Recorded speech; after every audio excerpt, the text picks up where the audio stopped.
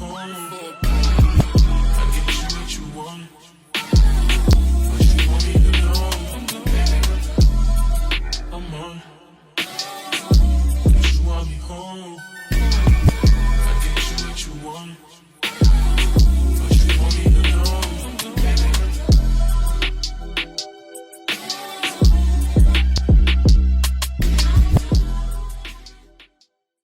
Hey people, welcome back to another episode of Conversations with Jen, where we have conversations with people who are impacted by sickle cell to raise awareness and educate people about the condition. Today I have with me Olu. Please introduce yourself to the people then, let them know who you are and a bit about you, what you do. Who is Olu?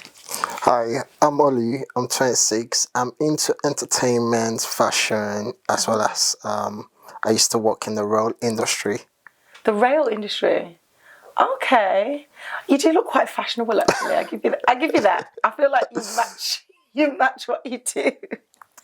Maybe not. Sometimes. Do. Talk to me more about entertainment. What do you do? I promote as well as I'm a production manager. Really? Yeah, in terms of Afrobeat shows. Really? So I've worked with the like of Davido, Wizkid, Simi. Okay, So quite a few of them. Amazing. So, yeah. We've got some real talented people, I'm telling you. I love that. One of the things I love is that, even though we have sickle cell, when people are still doing their thing, navigating this world and just doing the best they can, I really love that. So, for the purpose of Conversations with Jen, of course, you actually live with sickle cell.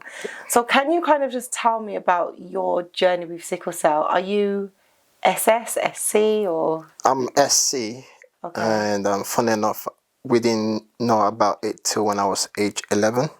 11 years old? Yeah, so, but the signs were there, but no one actually realized. Because obviously I wasn't born in the UK, I was born... Not obviously. Okay. But I wasn't born in the UK, I was born in Nigeria, so... Okay. And unfortunately, out of my siblings, I was the only one with sickle cell. Okay, that's the same as me actually. So it's quite shocking to find out at age 11. So, but being born, so you were born in Nigeria, did you know a lot about sickle cell? Because of course it's quite prevalent in like Nigeria more than like the UK and even other parts of the world. But was it something that you'd heard of, you'd known about before you knew? Really? That was the first time I ever heard of it. So obviously we did a blood test, and then the doctor was like trying to explain what was going on. I was like, am I gonna die? It's because like she was prescribing a lot of medication. I'm like, what's going on? So obviously at the time I was still small, but that was my first time hearing about sickle cell. And that was, I'm assuming, here when you was in the UK? No, that was over there? Nigeria. So you became unwell and then had to go to the hospital? It's kind of a complicated situation. So my dad had a business partner. Right. And what happened was, before we even knew about it, I didn't dislocate my hands, but obviously my family thought I did, because I kept complaining about my left hand aching and stuff like that. So they thought I fell off a bike, and then that kind of like was treated as a broken fracture. So it goes away and then comes back, goes away and come back, and sometimes move to the right hand.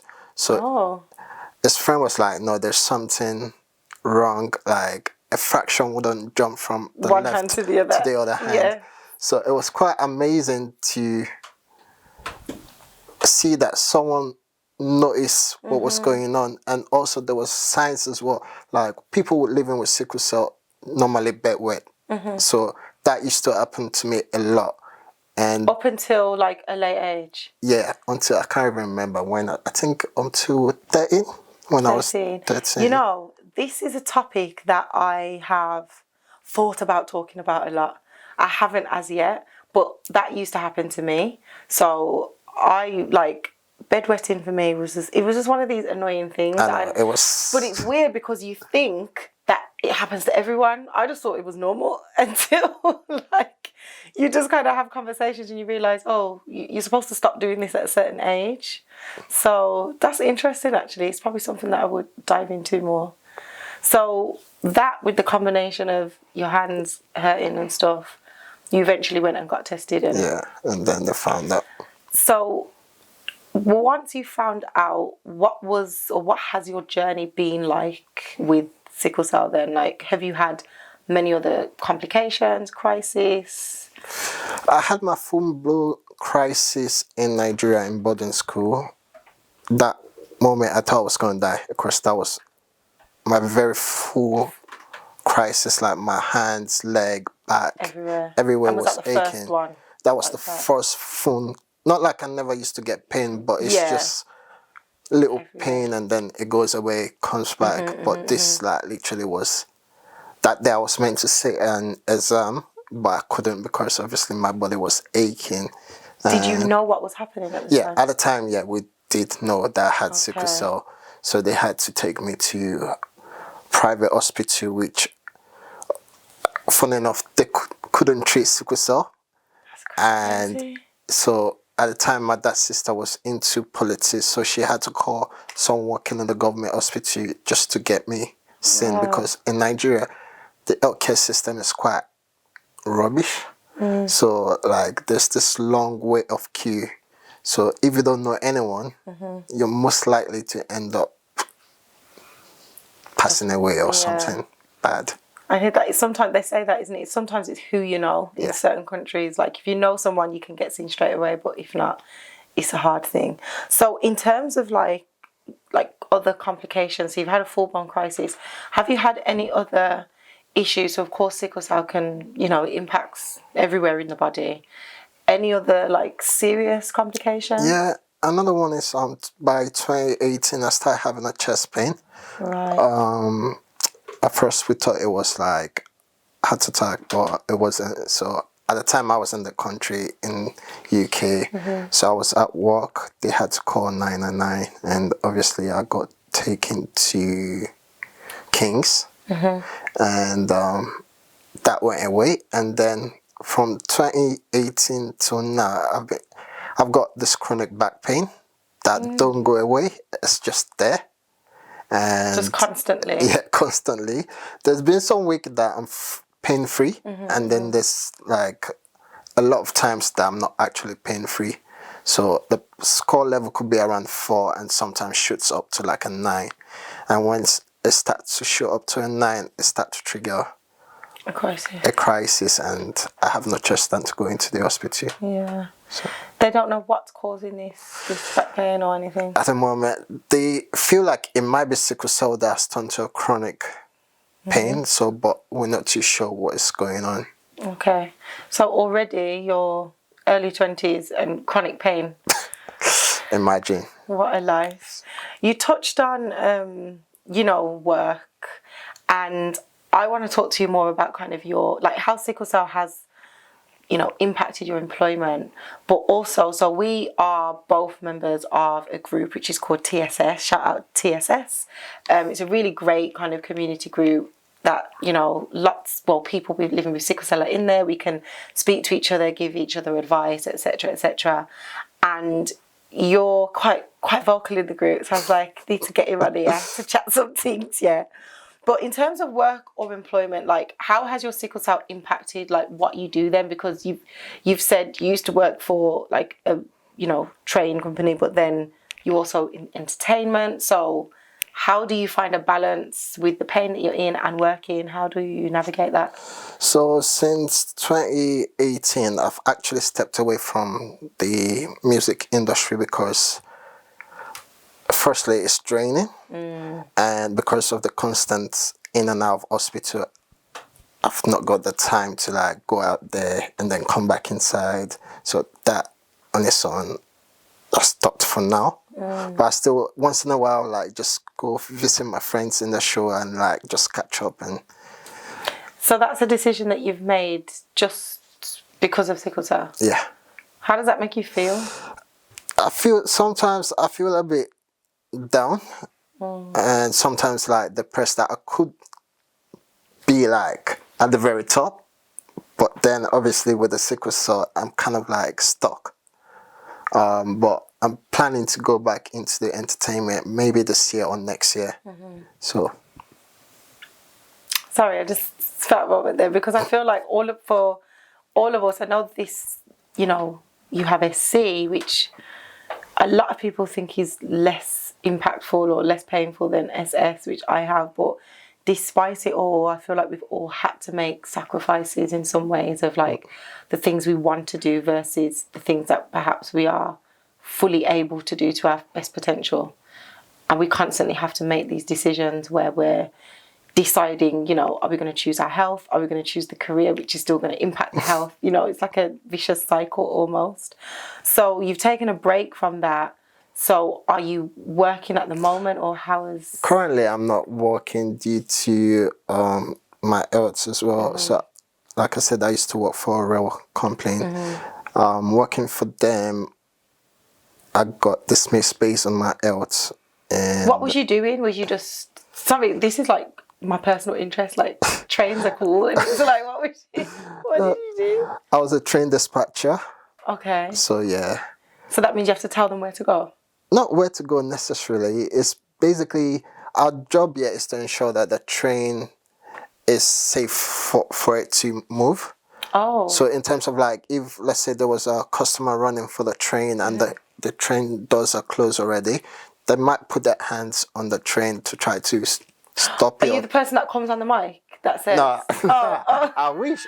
Sometimes we do that, Yeah. but that's not really our priority. Our priority is to ensure that there's no one behind or closer to the door, Right. so that the train don't drag them with them. with them. So okay, so did you have, in terms of that, you have to like do checks and things like that? Or? yeah, it was, for me, it was a fun job, but Sounds also fun to me.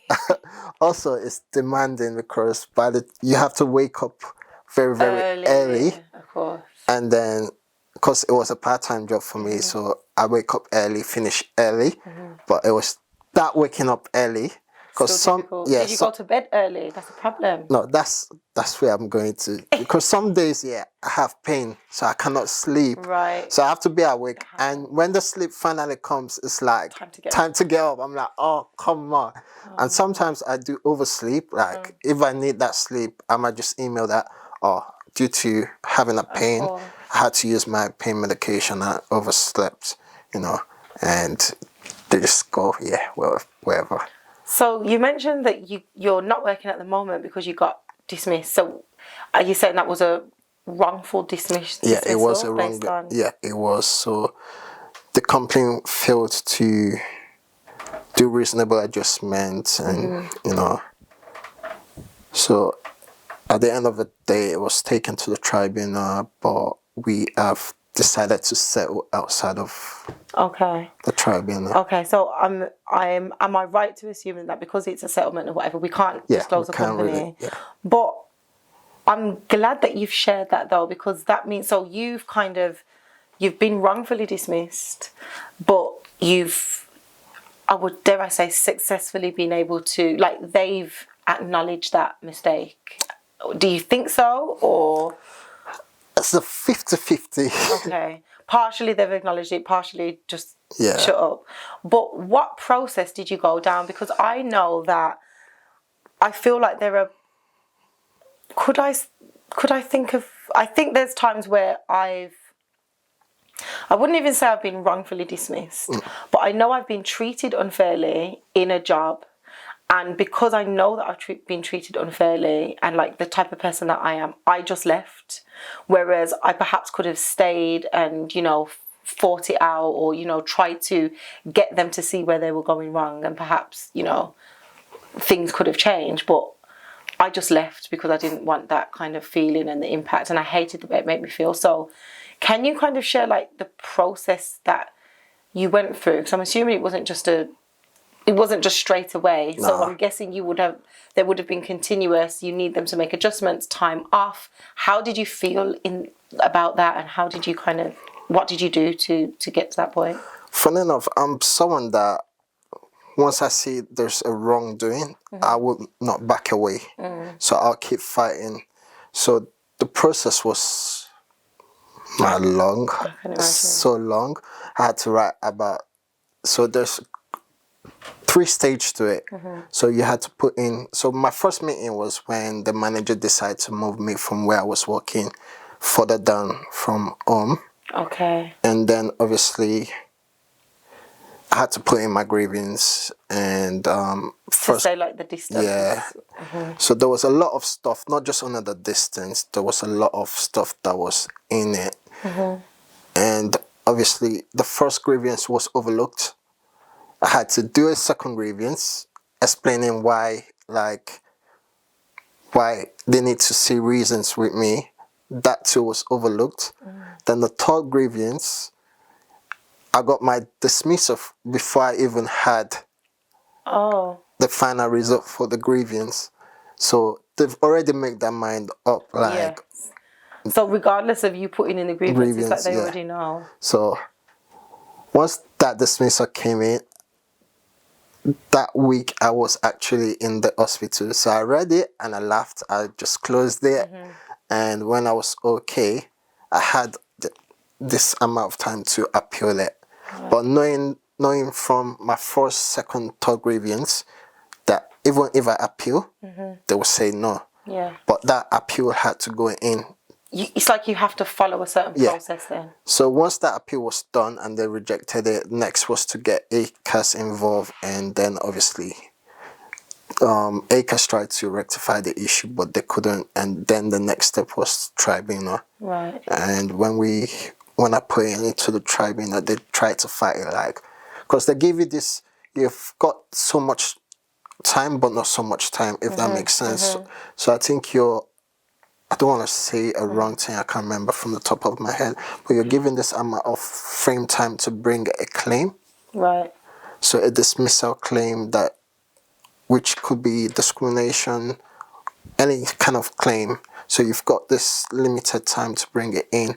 And once you passed it, it's up to the judge to decide whether to approve it or not approve it. So the other party was trying to get the judge not to approve it because it's past the time. But at the end of the day, it went through. Yes. But the case was meant to be next year. So we, like I said before, before you go to the tribunal case, they. So obviously you are allowed to settle before that period. So which both parties agreed to do. And yeah.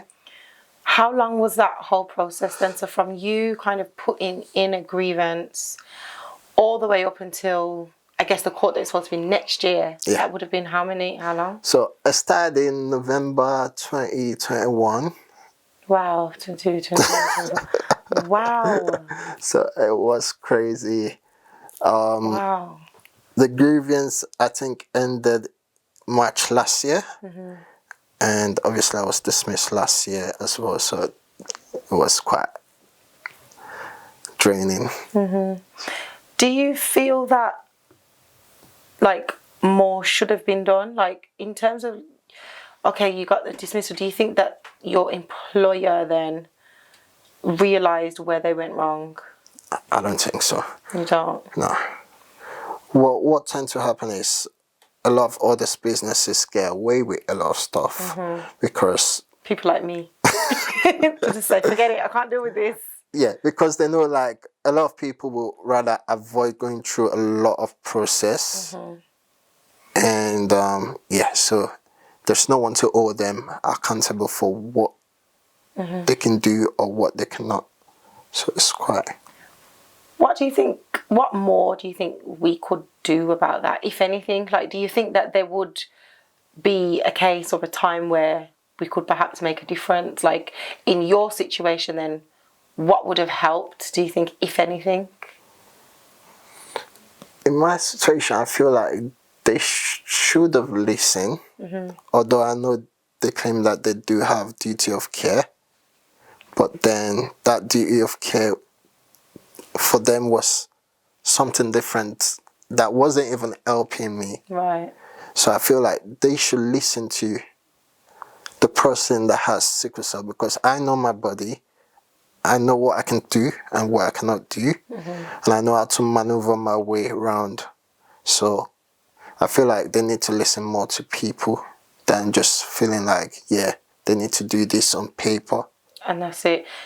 It's so interesting that you said that though, because I think that as someone that works in a company, you can always see areas that changes could be made to benefit you, but because they have their like black and white way of doing things and it's like tunnel vision, they don't see that they could make adjustments. It's like, this is how we do it and that's just the way it's always going to be done, and that's it.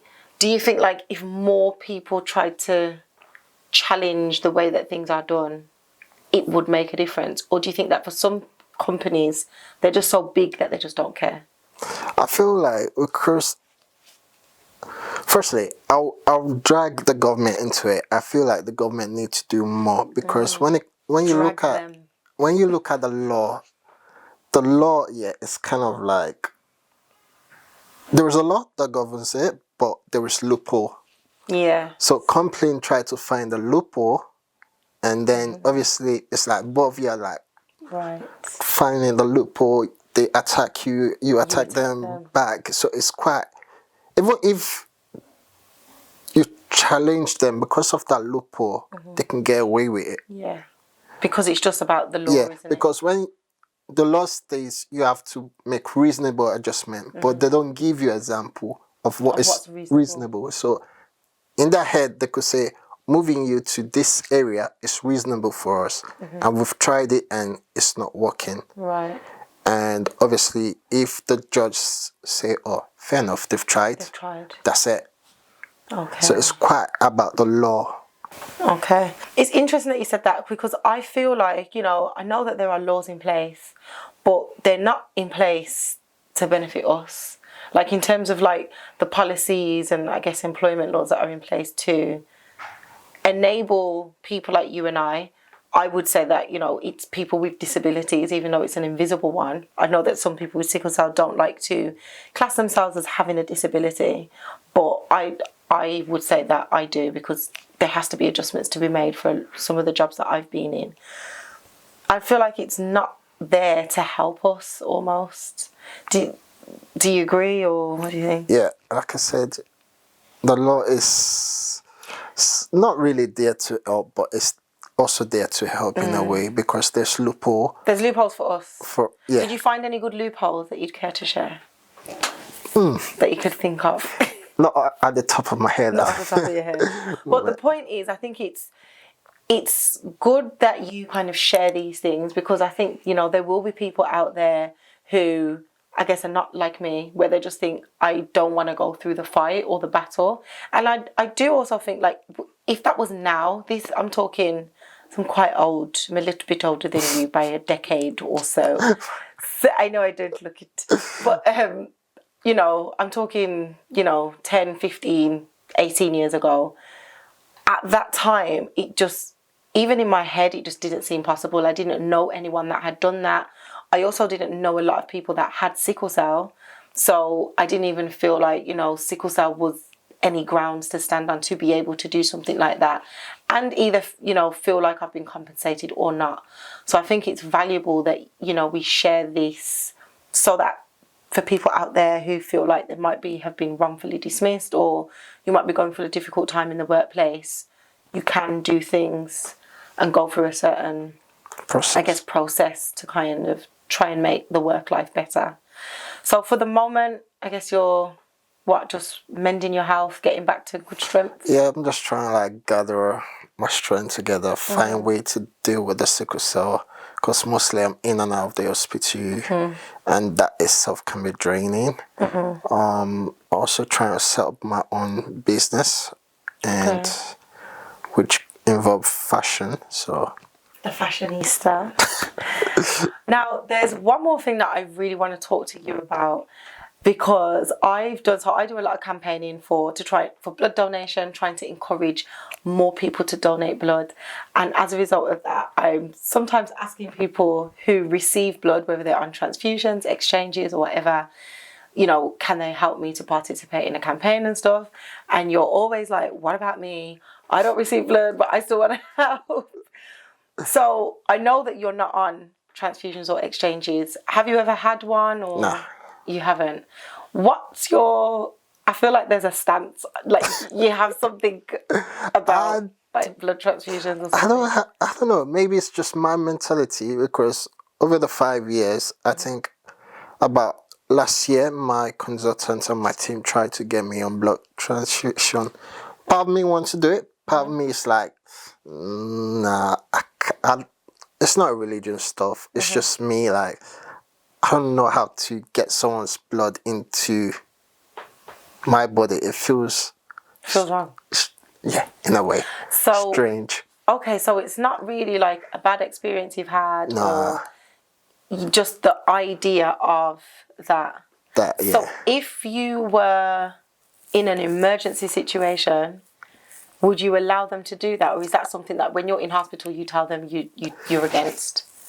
I think I've signed a waiver or something like that. Or they normally give you something to sign. Yeah, I think I've signed it. Like, So nah. you just would have Nah. Really? That's so interesting. I know it's weird, but that's just me. Like I said, it's not religion. It's just. I feel like if I was little and I did had it, but because growing up I never, so it's quite strange for me to like start getting it. All of a sudden. Yeah. Do you know people that have transfusions and like Yeah, I know spoke to them, people. how much it helps them? Yeah, I've spoken to a few people. Some people say it does help them, but then my own problem is we're not too sure whether it's sickle. So my team said if we try the blood transfusion, if the pain at the back stops, then it's sickle. But if I continue, then obviously it's a chronic pain. Right, and it's nothing's gonna help it essentially. Yeah, so obviously the thought of we've tried different stuff, and I don't want to get into that. Because I'm not comfortable with this, let me try it. No, I respect that, and I respect that you've shared that on here as well. I've received blood transfusions, blood exchange, like being in that whole like life or death situation, and the blood saved my life. So I guess for me, because I was placed in that situation before even being asked or considered to have it, I have received it, so I understand the benefits. But the older I've got, and the more I have grown and kind of started to navigate like sickle cell and me and how I, live with it, there are some things that I also don't like. I understand that we need treatments. I understand that blood transfusions is one of them. But I just think logically, like, if I have the blood all the time and my body get used to having the blood to make me depend on the blood, so then I'm always going to need blood. Like, my head just does all of this stuff. So the fact that you've shared that as well, I think it's interesting. And, we all are allowed to have our own views. How has your doctor and your health team, how have they felt about it? Do you think have they been pushy? Have they been understanding? They've been supportive, but also sometimes in little conversation they try to slide, they just try to slide it in and and they go, I know you don't want to hear about this, but I'm like, no. What about other treatments? So there's been some new treatments that have come on the market and been available to us recently in the UK. Have you tried any of those? Have you thought about yes. So I was on hydrocarbonate, if I'm saying it right. I think I'm saying it right. Yeah. It wasn't really effective. What they found out was my platelet was dropping. Right. So that wasn't safe. So they had to stop it. Also, I'm on crystallisima. The frequency of pain is still the same, but the amount of time I spend in the hospital is less. So in a way, I feel like it is working because, like I said, mostly every week I'm in the hospital. Wow. But now it's like every 2, sometimes 3 weeks. Okay. So there's a massive. That works for you. I'm glad there's something. But see, so is it the fact that, I'm just going back to the blood, is it the fact that the blood comes from someone else? Yeah, I feel and the medication comes from a lab? Yeah. This morning I was thinking about it. Like, okay, if let's say they start sorry, if they start a fake blood, Yeah. They're doing that. Would you have it? most likely I might try it. Oh, But I feel like okay. because it's coming from A a person. random person that I don't know. So if you needed blood and someone you knew could donate for you, Unfortunately, I think it doesn't work in the UK. that don't work in the UK, but in like certain countries, like I know in the Caribbean, in Jamaica, they do it like that. In Nigeria as well, they do it like that. Would you take it if it was from someone you know? Yeah, if it's from my family member, yeah, most likely. Okay, I feel like I understand now where you're coming from. See, this is what it's all about. Sometimes you just got to ask questions so then you feel comfortable. Well, I want to say thank you for coming on. I wish we could talk for a lot longer because, you know, there's so many more things I'd like to ask you about what you're doing and everything. I wish you all the best. Before we wrap up, are there any questions that you want to ask me? Yeah, in terms of like sickle cell, do you know any male friends that normally have priapism? This is actually a question that I always try and find out. And everyone tells me, no, not really. Or they probably have had it or have experienced it but haven't found out. So I am on the hunt to find, not to say like, I do know someone actually, I'm lying, but they're based in America. But he's spoken about it a lot and, you know, has created like a whole campaign so that people share more. And I think it's important, like, for priapism, I guess, because it's something that obviously I can't have or can't experience. I can't share about it. But do you care to share about it? Have you? Yeah, in a minute. But there's something you just said that you cannot have. Is there a female version of it? I wouldn't say female version. So for the purpose of everyone that's watching, priapism is a sickle cell crisis. So when the blood cells clump together and cause a crisis, that can happen anywhere. In men, it can also happen in the penis. So there isn't like the equivalent of like us having a crisis in our womb, let's say. But one thing that I do know is that like for menstruation, so whenever I'm due on my period, I will always have a crisis or have like pain, sickle cell pain, or whatever is related. And it was years, like well into my 20s, before I realised the correlation between I'm getting sick every month. And it was actually a nurse that said to me, every time you're in hospital, because my legs would be hurting, I can't go to the toilet, or I'm not mobile, so I have to use a bedpan. And for us, it's so difficult because it's like you have to use a bedpan, you're on your period, and it's very uncomfortable, it's very invasive. And she used to say to me, well, what she actually told me was that I should get bigger pants, right? That's the truth. But she was like, you need to get bigger pants. So it seems like every time you're here, you've been on your period. And it wasn't until that nurse that had treated me for the past couple of months said that I thought about it. And then I started to monitor, like to say, okay, I knew that my period was due. Let me see if I'm going to have a crisis. And lo and behold, like 2 days before, struck with pain. And it was always more painful than, I guess, like, you know, the pain that you can kind of manage from home. And I would always end up going to hospital. So maybe you could say that that's the female equivalent. I don't know. And it's something that I think should talk about more as well. But yeah.